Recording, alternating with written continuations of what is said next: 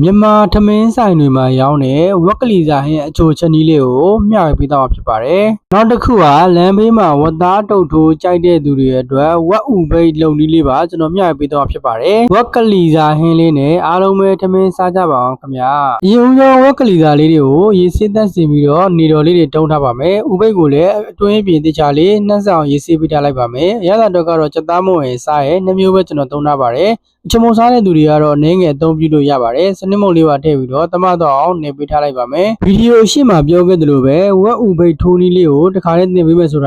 အရသာကဒုတ်ထိုးမှဒီရသာထည့်တာမဟုတ်ပါဘူးဒါကျွန်တော်ဟင်းချက်ရင်းနဲ့လမ်းကြုံတဲ့အတွက်ဝက်ဥပိတ်ထိုးနည်းလေးကိုမျှဝေပေးတော့ဖြစ်ပါတယ်ဥပိတ်ထိုးဖို့အတွက်ဥကင်ပြီဆိုလို့ရှိရင်အတွင်းပြင်ရေပြောင်ဆေးပြီးတော့ရှာလကာရည်နဲ့ဂျုံမုံလေးထည့်ပြီးတော့ကျွန်တော်တို့နာလေးပုတ်ချပြီးတော့မှရေပြောင်ဆေးပေးရပါတယ်ဒါမှညှိနှံ့နေပြောက်မှာဖြစ်ပါတယ်ဥပိတ်ထိုးတဲ့နေရာမှာလည်းအရသာရွှဲလေးဖြစ်နေတာဖြစ်တဲ့အတွက်အခုလိုမျိုးထိုးရတာမခက်နေဘူးပေါ့နော်ကျွန်တော်က66ကြီးဖြစ်နေတဲ့အတွက်ထိုးရတာခက်နေပါတယ်ကဲအခုလိုမျိုးလေးအတွင်းသားကိုကောင်းထိုးပြီးဆိုလို့ရှိရင်တော့အပြင်လန်ပြီပေါ့နော်ဒီနေသားလေးကိုကျွန်တော်တို့တွေတဝက်လေးခြံထားပေးရအောင်ဖြစ်ပါတယ်ကဲအခုဆိုလို့ရှိရင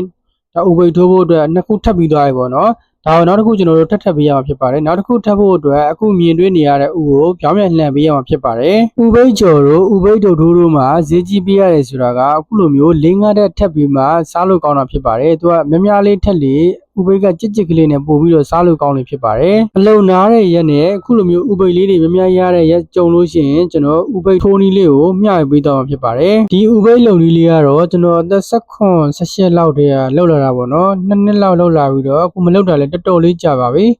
အခုလိုမျိုးလေးဒါမဲ့လှန်ပြီးဆိုလို့ရှိရင်တော့နှစ်ထပ်ခောက်ထားတဲ့ဦးလေးကိုအထက်ကိုထည့်ပြီးတော့ထိတ်ကဟာလေးကိုရှည်နေတယ်ဆိုလို့ရှိရင်ထုံးပေးရမှာဖြစ်ပါတယ်ကိုကအလုံးကြီးကြီးလေးလိုချင်လေနောက်ထပ်လို့ရလေပါပဲကိုစိတ်ကြိုက်ထက်လို့ရပါတယ်ရှည်နေတဲ့နေရာလေးကိုအခုလိုမျိုးထုံးပြီးဆိုလို့ရှိရင်တော့အတွင်းထဲကထည့်ထားတဲ့ဦးကိုထုံးထားတဲ့နေရာရောက်တဲ့ဒီတွန်းပို့ပေးရမှာဖြစ်ပါတယ်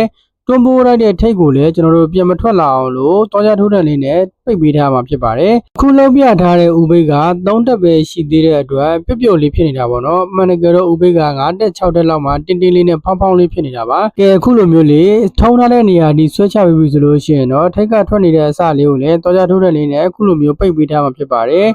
များထိုးတဲ့အခါကျလို့ရှိရင်ဒီကောင်တွေကပြန်ပြီးတော့ကြွပြီးတော့ထွက်သွားတတ်တယ်ပေါ့နော်ဒါကြောင့်မလို့တောရထုံးတဲ့အနေနဲ့ပိတ်ပေးထားမှလေလုံပြီးတော့ဖောင်းဖောင်းလေးဖြစ်နေမှာဖြစ်ပါတယ်။ပြုတ်တဲ့နေရာကြလို့ရှိရင်လည်းကျွန်တော်ကအခုကအလုံးသေးနေတဲ့အတွက်ပေါ့နော်အလုံးကြီးနေလို့ရှိရင်တောရထုံးတဲ့အနေနဲ့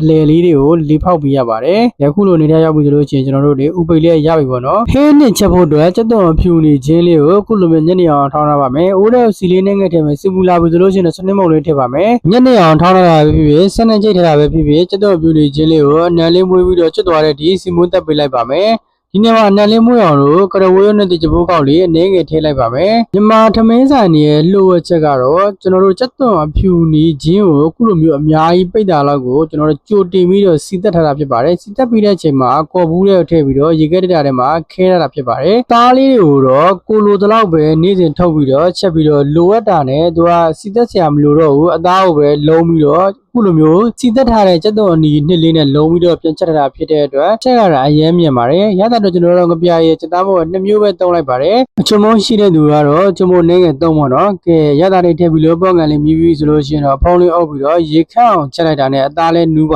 တယ်အသားလေးနူးပြီးဆိုတာနဲ့အနံလေးမွေးပြီးတော့အရန်စားလို့ကောင်းတယ်ဝက်ကလီစာအချိုဟင်းလေးရပြီဖြစ်ပါတယ်ခင်ဗျာကြည့်ရှုအားပေးနေတဲ့လူတော်တိုင်းကိုစိတ်ရင်းနဲ့ကျေးဇူးတင်ပါတယ်ခင်ဗျာဘိုင်ဘိုင်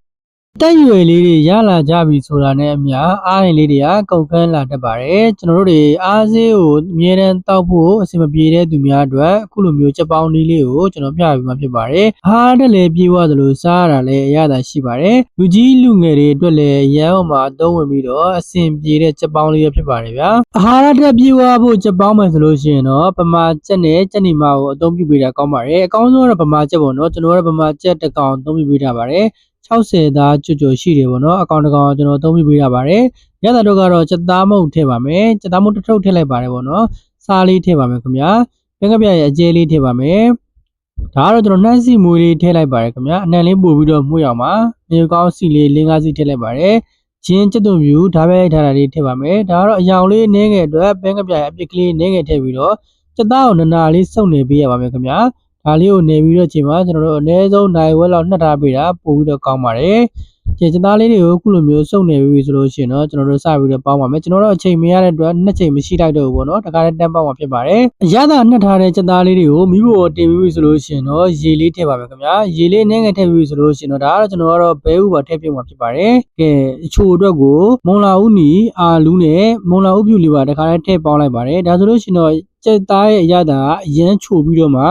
အားရင်ပြေးဝစီမှာဖြစ်ပါတယ်ဗျာအခုလိုမျိုးရေလေးဆူလာပြီဆိုလို့ရှိရင်တော့အပေါ်တက်လာတဲ့အမြုပ်တွေကိုခတ်ထုတ်ပေးလိုက်ပါမယ်အမြုပ်လေးတွေကောခတ်ထုတ်ပေးပြီဆိုလို့ရှိရင်တော့ဖုံးလေးအုပ်ပြီးတော့နိုင်ဝက်လောက်ပေါင်းပေးထားပါမယ်အခုလိုမျိုးပေါင်းတဲ့နေရာမှာအမဲရိုးတို့စိတ်ရိုးတို့နဲ့ကျွန်တော်တို့ထည့်ပေါင်းပြီးတော့အယိုးစွပြုတ်ရည်လည်းတောက်လို့ရပါတယ်ကျွန်တော်တို့ဥနီတို့မုံလာဥပြူတို့ထည့်ပြီးတော့ပေါ့နော်အယိုးစွပြုတ်လှုပ်တောက်လည်းရပါတယ်သူလည်းအာဟာရပြည့်ဝတယ်ပေါ့နော်ကဲနိုင်ဝက်နီးပါးပေါင်းလို့ပြီးပြီဆိုလို့ရှိရင်တော့ကျွန်တော်တို့အခုလိုမျိုးဖုံးဖွင့်လိုက်တာနဲ့မြင်တွေ့ရမှာဖြစ်ပါတယ်ဂျင်းနဲ့ချက်သွမျိုးထည့်ပြီးတော့ပေါင်းတာဖြစ်တဲ့အတွက်အနံလေးကအရန်မွေးပြီးတော့ရတာချူချူလေးနဲ့အားရင်ပြေသွားတဲ့ကြက်ပေါင်းဟင်းရည်လေးရပါပြီအသက်အရွယ်နည်းငယ်ရလာတာနဲ့ခြေစစ်လက်စစ်တွေမကောင်းဘူးဆိုလို့ရှိရင်တော့ဒီနည်းလေးတိုင်းကိုကျွန်တော်တို့တွေတစ်လကိုအနည်းဆုံး2ခါလောက်လှုပ်စားပေးကြည့်ပါအရန်အဆင်ပြေစေမယ်အားစေးလေးဖြစ်ပါတယ်